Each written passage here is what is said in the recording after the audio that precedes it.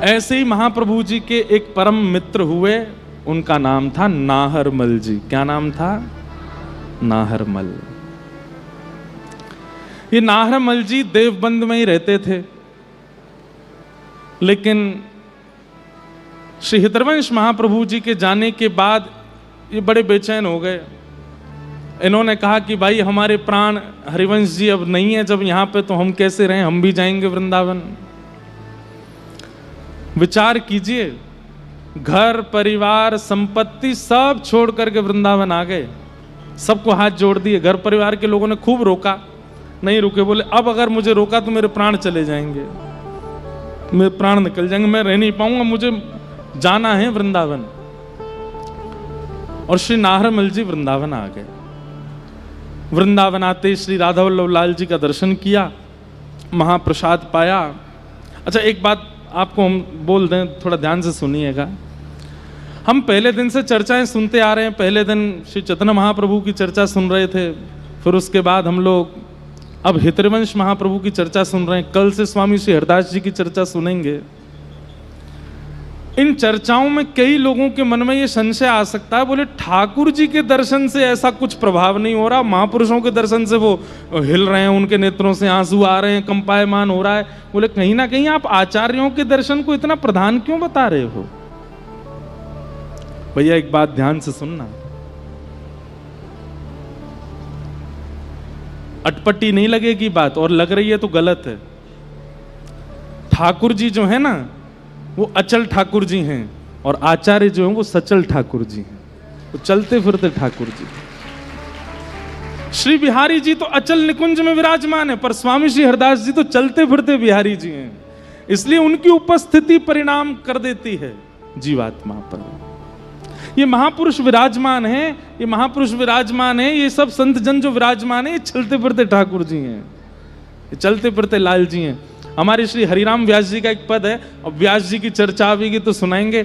व्यास जी कहते हैं कि भैया कोई भी व्यक्ति से मिलो, वो तो कहते हैं किसी भी वैष्णव से मिलो, उसमें दोष मत देखो। हम कह रहे हैं भैया वो लालची आदमी भले ही वृंदावन में रहता है, लेकिन इतना लालची, उसमें लालच नहीं देखें। बोले नहीं नहीं नहीं, लालची मत देखो। तो बोले क्या देखो? उसमें वामन भगवान देखो। वामन भगवान कैसे थे? बोले देखी कि महाराज बलि ने तीनों लोक ले लिए, सो तीनों लोक उससे हरण करने के लिए वामन बन के पहुंच गए, और संकल्प लेते ही विशाल होकर के तीनों लोग नाप ले लिए। किसी में लालच का अगर गुण दिख रहा है और वो वैष्णव है, तिलक लगा रखा, उसमें वामन यो को, यहाँ में वामन भगवान की बड़ी कृपा है। यहाँ पे कोई वैष्णव तिलक धारण करता है, एकादशी नियम करता है, कंठी पहनता, क्रोध ही बहुत है। ओहो, परशुराम जी कृपा बहुत है यहाँ पे, उसमें परशुराम जी बैठे हैं। कोई वैष्णव तिलक धारण करता है, लेकिन बड़ा चंचल, बहुत उद्यमी है, हमारी तरह खूब उधम मचाता है। यूँ समझ जाओ यहाँ में ठाकुर जी बैठे हैं भैया, भीतर चंचल लाला हैं, वही आते उधम मचवाते रहे। और कोई तिलक लगाता है पर बिल्कुल धीर गंभीर शांत, मंद मुस्कान है बस मुख पर, ना कोई ज्यादा प्रतिक्रिया, ना कोई अपमान कर जाए तो बुरा नहीं लगता, सम्मान कर जाए तो कोई ज्यादा खुशी नहीं। राम जी की कृपा, बिल्कुल देखो, बिल्कुल भोले भाले राम जी हैं ये तो। हरिराम व्यास जी कहते हैं किसी भी वैष्णव को देखो, उसमें उस गुण को किसी ना किसी ठाकुर जी के अवतार से जोड़ करके उसका दर्शन करो, उसमें दोष मत देखो, फिर आपको दोष दिखेगा ही नहीं। दोष कब तक दिख रहा है? तब जब तक आपने उसको मानव मान लिया। कोई बहुत खाता है, पूरे दिन खाते ही रहे, महाराज भोजन ही करते जा रहे हो, जब देखो या भूख ही लगी आवे, इतनी टेंशन में है कि कल एकादशी है, कितना खा लें आज, कितना खा लें आज, कितना खा लें, भल ले पेट में। और उसको देख करके सामान्य भाई देख, तू वैष्णव काय को तने तिलक ले रखा, काय कंठी पहनने की, उतार दे सबन ने, तेरे को एकादशी भार लग रही है? नहीं, ऐसे दोष नहीं। देखो जगन्नाथ जी बैठे हैं यहाँ में, जगन्नाथ जी हैं यहाँ के भीतर, जगन्नाथ जी बैठ करके पब्बा रहे हैं, एकादशी पे वो धैर्य नहीं धर पा रहा है। हरिराम व्यास जी के इस सूत्र को यदि अपना लिया जाए तो किसी में दोष दिखेगा? कभी नहीं दिख सकता। भैया ये आचार्यों को ऐसे जुगल किशोर नहीं मिल गए, ऐसे राधा, इनके गुण देखो और उन गुणों से सीखो। इसलिए यहां आचार्यों के दर्शन की महिमा बताई जा रही है, क्योंकि आचार्य चरण चलते फिरते ठाकुर जी हैं, चलते फिरते प्रभु हैं। आप हमारी इस बात को विश्वास मान लीजिए, कल को हमारे गोरेलाल कुंज वाले महाराज जी पूरे विराजेंगे विश्राम तक, जब कल आवे यूं ही विचार करियो कि देखो ये साक्षात कुंज बिहारी श्यामा प्यारी दोनों इनके हृदय में बैठ के आ रहे हैं, आपको अनुभव हो जाएगा कि बैठे ही हैं। यहाँ जो महापुरुष पधारते हैं, देखो हमारे सब संत जन पधारे हैं, सबके भीतर कुछ ना कुछ भाव दिख रहे हैं। नंदू भैया ऐसे लग रहे हैं खाटू श्याम बाबा ही बैठे हैं का। हमारे चित्र विचित्र बाबा, इन दोनों उनको देखो तो ऐसा लगे कि हमारे श्री स्वामी श्री हरदास जी के परंपरा के दो और निकुंज की दो सहचरी हैं। हाँ, एक चित्रा सखी हैं, एक विचित्रा सखी हैं, दोनों सखी हैं। सब में वैष्णव दृष्टि रखो।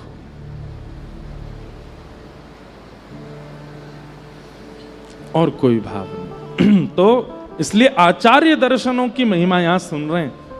भगवत दर्शन की महिमा तो भागवत जी में हम सुनाते हैं, पर मूल बात तो यही है भैया, आचार्य दर्शन।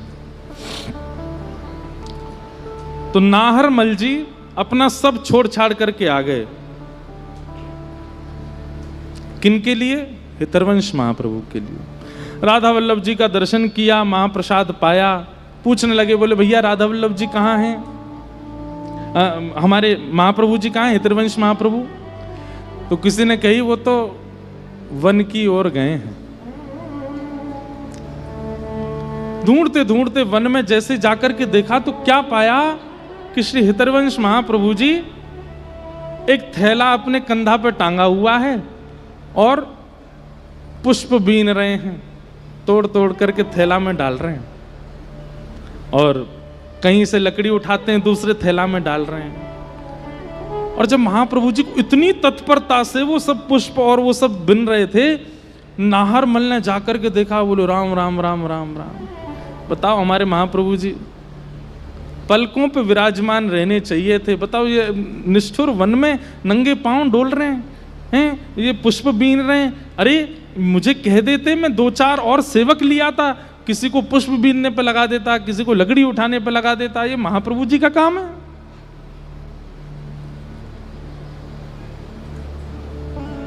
नाहरमल सामने गया हाथ जोड़ करके, महाप्रभु जी, अरे अरे नाहरमल तू आयो भैया, कब आयो देव बनते? बोले आपके दर्शन के बिना रह नहीं पाया, सब छोड़ छाड़ के आ गया। अरे तेरे तो नेक नेक से बालक। बोले अब सब राधा वल्लभ जी सब पे कृपा करेंगे, मैं सब छोड़ छाड़ के आपकी शरण में आ गया हूँ और अब मैं यहीं रहूंगा। अरे भैया बहुत बढ़िया कियो तेने, तू वृंदावन आ गयो, मुंह को बड़ा सुख मिलो तो ये देख करके।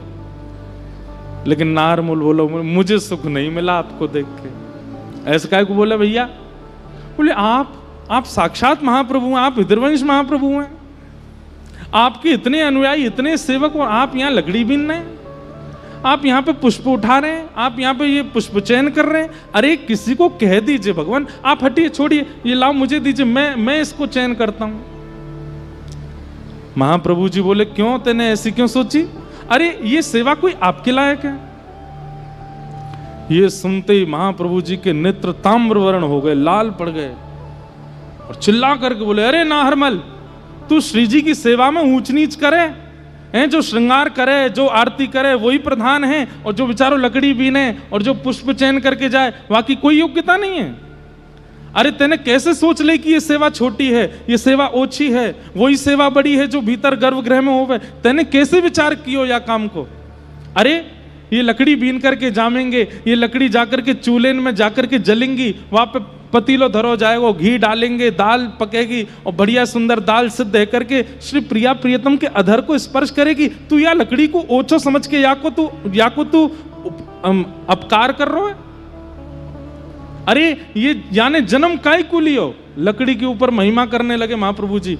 बोले जन्म लेकर के प्रगट भई, फिर याकू कोई ने काट दियो, काट करके याकू हम बीन करके ले गए चूल्हे में जाकर के प्रिया जी के और श्री जी के मुख पर अधर पर विराजे वाले भोग प्रसाद को सिद्ध करने के लिए अपने प्राण त्याग रही है, और तू या के काजे कह रहे हो ये ओछी सेवा?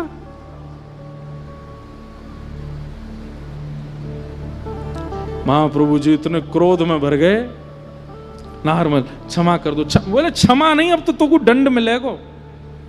हमारे श्री वल्लभाचार्य जी के चरित्र में आता है कि एक बार महाप्रभु वल्लभाचार्य जी विराजमान थे और 3 लोग रोते रोते आए। तो महाप्रभु जी बोले भैया तुम रो क्यों रहे हो? तो तीनों बोले हमको सेवा से दूर मत करो। महाप्रभु जी बोले कौन दूर कर रहा है तुमको? बोले नहीं, बस हमको सेवा से दूर मत करो। अरे भैया बताओ तो, अपना परिचय तो दो, कौन हो तुम? उन 3 लोगों से मिलने के बाद महाप्रभु जी ने 3 दिन तक प्रसाद नहीं पाया। सब अर्चकों ने प्रार्थना की, बोले भगवान आप राजभोग नहीं पाते, व्यारू नहीं करते, क्या बात है? श्रीमद वल्लभाचार्य जी महाराज बोले 3 लोग रोते रोते आए थे परसों मेरे पास और बोले मुझे सेवा से दूर मत करो। पता है वो तीनों कौन थे? श्री जी के लिए भात निर्माण हुआ होगा रसोई घर में, और उस समय भात के माण को धो करके जो भात का जल अलग किया, उसमें 3 तिनके भात के चले गए नाली में। वही रूप धारण करके आए और हाथ जोड़ के बोले हमको सेवा से दूर मत करो, हमको सेवा से विलग मत करो। ठाकुर जी की सेवा में एक सामान्य वस्तु भी आ जाती है ना, तो वह भी किसी पुण्य के कारण आई है। हमारे ब्रज में एक पद गाते हैं, सुनाएं? आज विलंब तो होगा लेकिन सुनो आज। हरे हम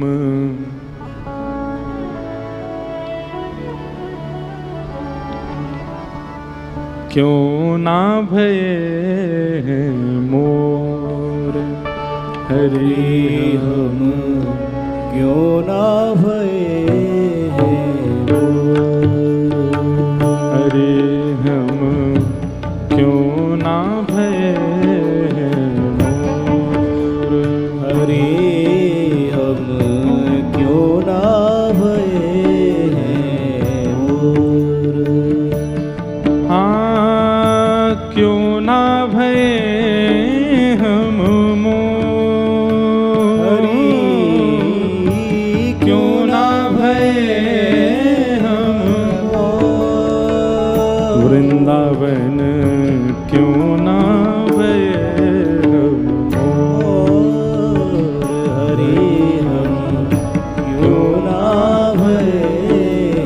क्या करते मोर बन के, क्या करते? करत निवास गोवर्धन ऊपर, करत निवास गोवर्धन ऊपर, करत निवास गोवर्धन ऊपर, करत निवास गोवर्धन ऊपर। निरखत नंद किशोर, निरखत नंद किशोर, निरखत नंद किशोर, निरखत नंद किशोर। वृंदावन क्यों ना भये मोर, वृंदावन क्यों ना भये मोर, वृंदावन क्यों ना भये वृंदावन क्यों ना भये मोर। कभी अष्टछाप के सखाओं की कथा सुनिए तो परमानंद दास जी का चरित्र इतना सुंदर है और उन्हीं का ये भाव है। परमानंद दास जी कहते हैं वृंदावन क्यों ना भये हम मोर, हम इंसान क्यों बन गए? बोले क्यों? अरे हम तो ज्यादा सौभाग्यशाली तो ये मोर हैं। एक दिन हम राधा रमन जी दर्शन करवे गयो तो बगल में खड़े एक व्यक्ति बोले महाराज जी दूरबीन से देखो, और मैंने जैसे दूरबीन से देखा तो मैंने क्या देखा, मुखमंडल देख करके जैसे नीचे देखे तो ठाकुर जी के ऐसे चरण पे एक मक्खी बैठी है। मैंने की ले काय बात को घमंड करें हम ब्रजवासी हेवे को, काय बात को घमंड करें हम वैष्णव हेवे को, हम ते भली तो ये मक्खी है चरणन में बैठी है, काय बात को अभिमान कर रहे हैं हम।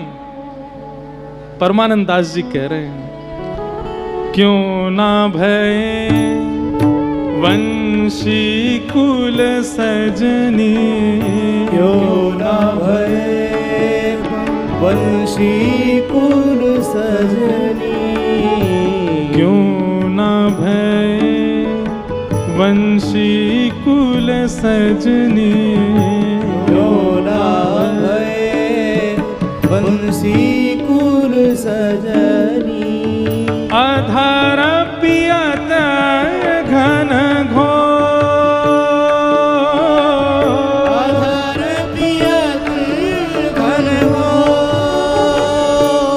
हाँ क्यों ना भय गुंजावन बेली, क्यों ना भय गुंजावन बेली, क्यों ना भय गुंजावन बेली, क्यों ना भय गुंजावन बेली, रहत श्याम जुकियो, रहत श्याम झुकियो, वृंदावन क्यों ना भय वृंदावन क्यों ना भय मोर, वृंदावन क्यों ना भय वृंदावन क्यों ना भय मोर,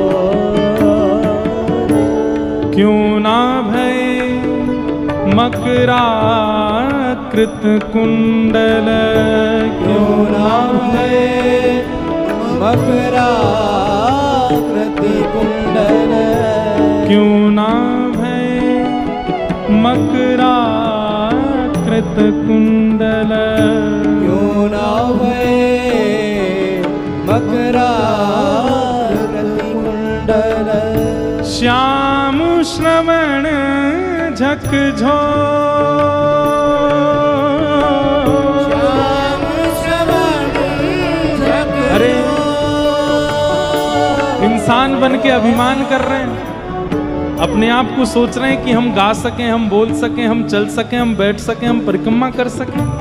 अरे हमसे ज्यादा सौभाग्यशाली तो वो मकराकृत कुंडल है जो कानन पे बैठे हैं, और जब जब त्रिभंग लली श्याम मटक मटक के चलते होंगे तो ये कभी अधर को स्पर्श करते होंगे, कभी कानन को स्पर्श करते होंगे, कभी ग्रीवा के पास पहुंच जाते होंगे। ठाकुर जी कभी कभी इनको ऐसे पकड़ करके ऊपर कर देते होंगे, कभी नीचे। अरे कितना सुख मिलता होगा। परमानंद दास को ठाकुर, परमानंद दास को ठाकुर, परमानंद दास को ठाकुर, परमानंद दास को ठाकुर, गोपिन के चित चोर, गोपीन के चित चोर, हाँ गोपिन के चित चोर, गोपीन के चित चोर, वृंदावन क्यों ना भय वृंदावन क्यों ना भय वृंदावन क्यों ना भय वृंदावन क्यों ना भय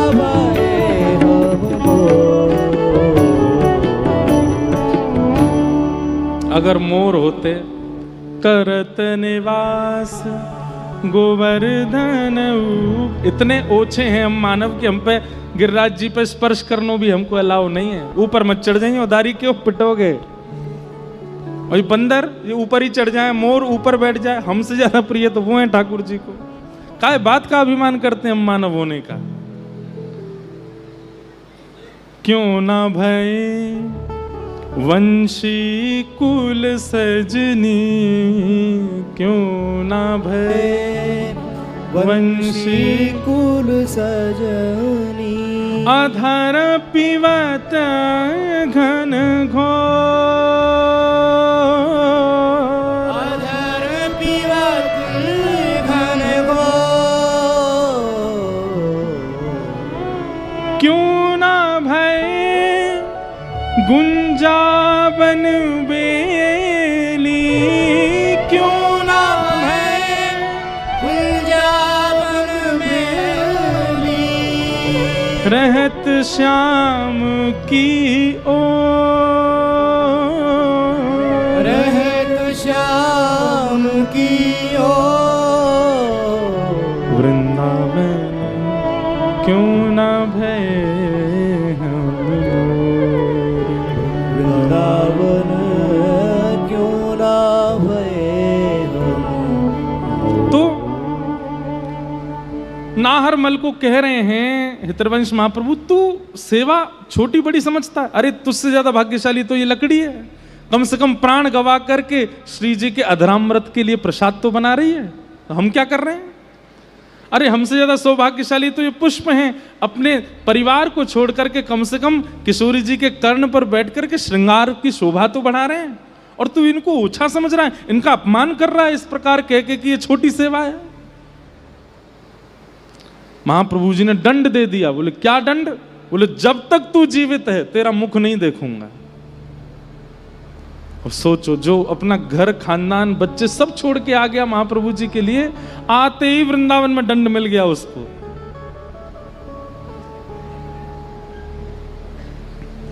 सबको कह दिया नाहरमल अगर आवे मेरे सामने तो मेरी दृष्टि नहीं पड़नी चाहिए उस पर, दूर कर देना उसको। नाहरमल बेचारे कोने बैठे बैठे रोते हैं, वृंदावन से क्षमा मांगते हैं, वृक्षों से क्षमा मांगते हैं, पुष्पों से क्षमा मांगते हैं, लकड़ियों से क्षमा मांगते हैं, सबसे क्षमा मांगते हैं। अरे आप सब भाग्यशाली, मुझसे अपराध हो गया, मैंने महाप्रभु जी के सामने ऐसी भावना क्यों रखी। लेकिन 10 दिन बीत गए, कुछ खाया पिया नहीं नाहरमल ने। तब एक दिन महाप्रभु जी सेवा कर रहे थे श्री राधा वल्लभ लाल जी की, और किशोरी जी को जैसे ही माथे पे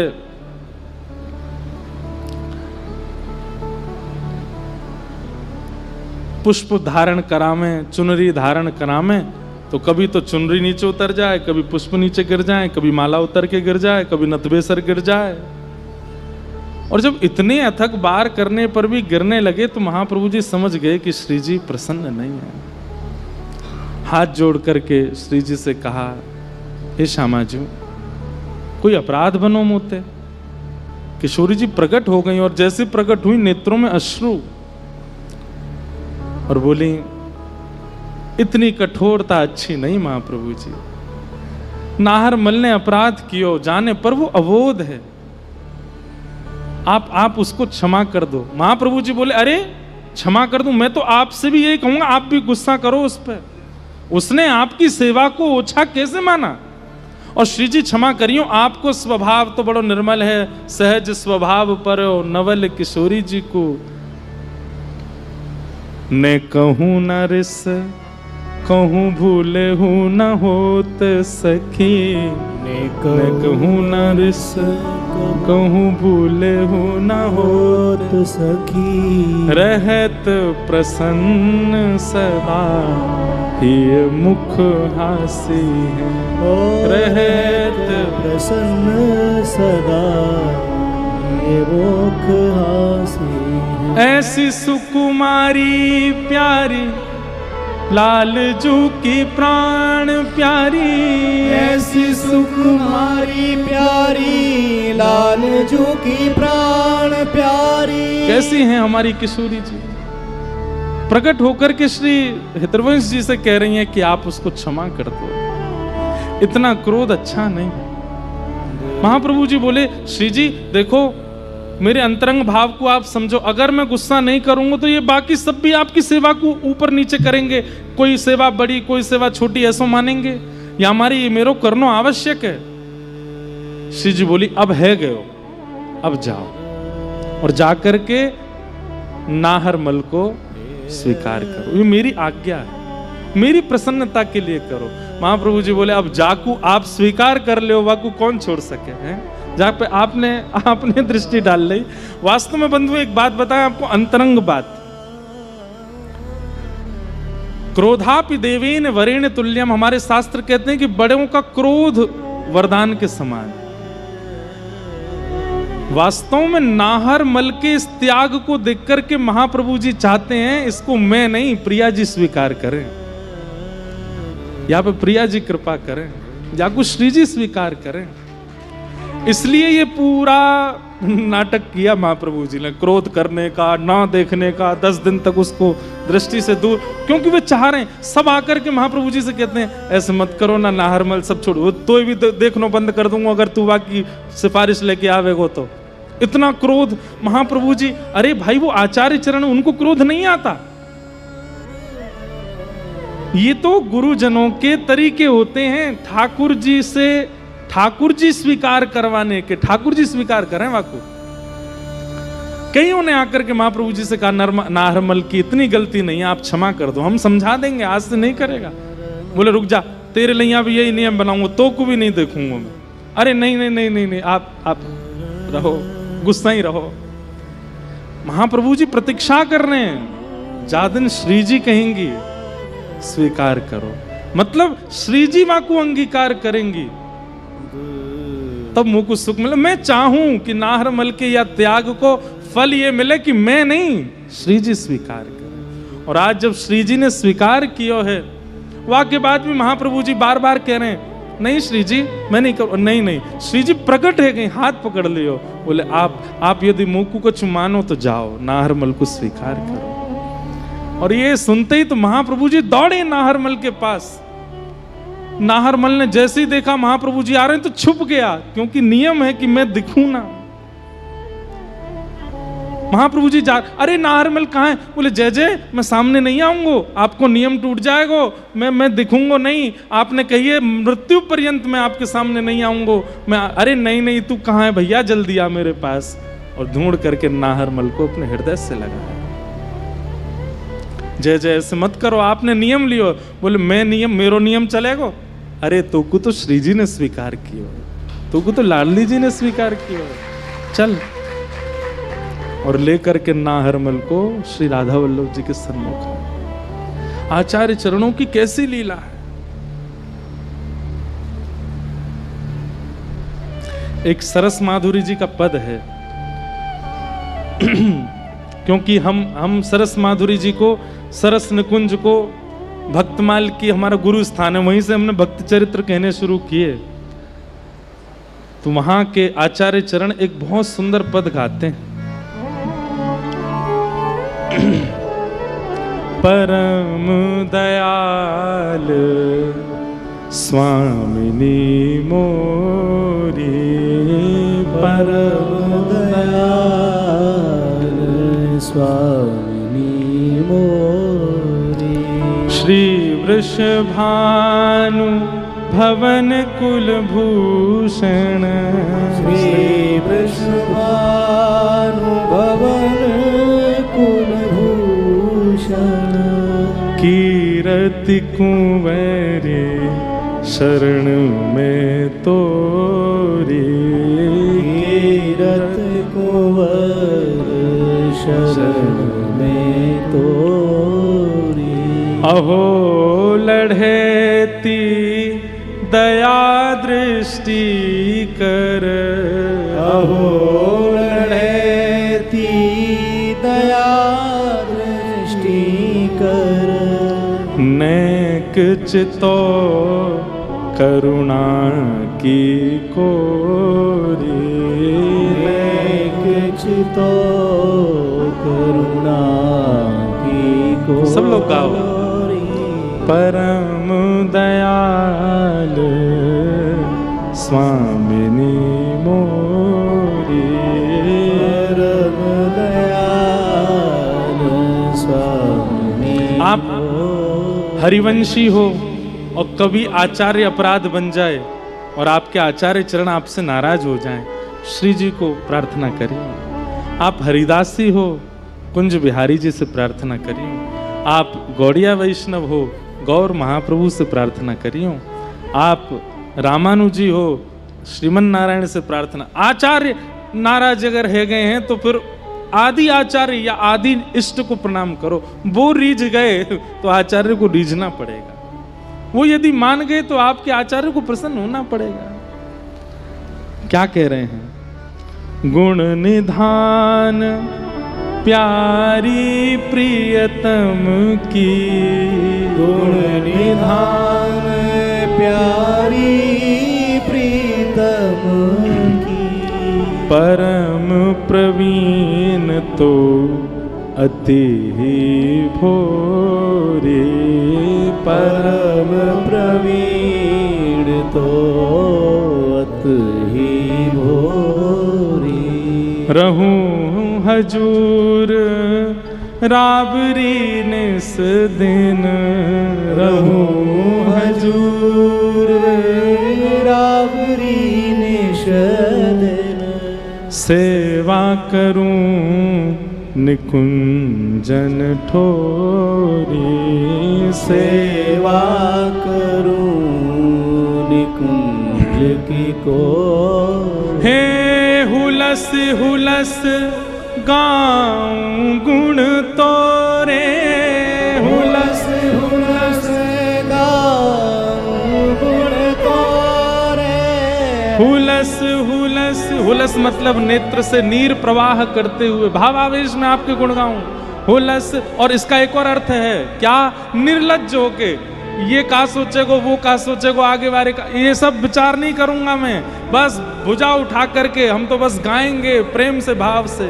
हुलस हुलस गाऊं गुण तोरे, हुलस हुलस गाऊं गुण तोरे। निरखूं युगल भावती जोरी, निरखूं युगल भावती जोरी। परम दयाल स्वामिनी मोरी, परम दयाल स्वामी मोरी। रूप रसामृत पाए मगन मन, रूप रसामृत पाए मगन।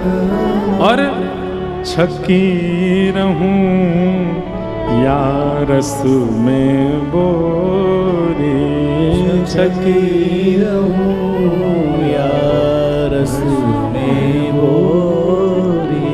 दुलराऊं दिन दुल्ह दुल्हनिया, दुलराऊं दिन दुल्हन दुल्हनिया। जीवन प्राण किशोर किशोरी, जीवन प्राण किशोर किशोरी। जीवन प्राण किशोर किशोरी। जीवन प्राण किशोर किशोरी। लाख लाख अभिलाषा यही है, लाख लाख अभिलाषा यही है। मांगो विविध निहोर निहोरी, मानो विविध निहोर निहोरी। लाख लाख अभिलाषाएं आपसे केवल यही हैं। क्या? सरस माधुरी दरस बिकारिनी, सरस माधुरी दरस भिखारी, सरस माधुरी दरस भिकारिन, सरस माधुरी दरस भिखारी, दो कर जोर पसारत झोरी, दो कर जोर बसावत झोरी, दो कर जोर पसारत झोरी, दो कर जोर पसारत झोरी, परम दयालु स्वामिनी मोरी, परम दयाल स्वामी मोर। ऐसे किशोरी जी, कितना सुंदर भाव सरस माधुरी जी का। तो लाडली जी रीझ गईं और नाहरमल के प्रति जो भाव बना था वो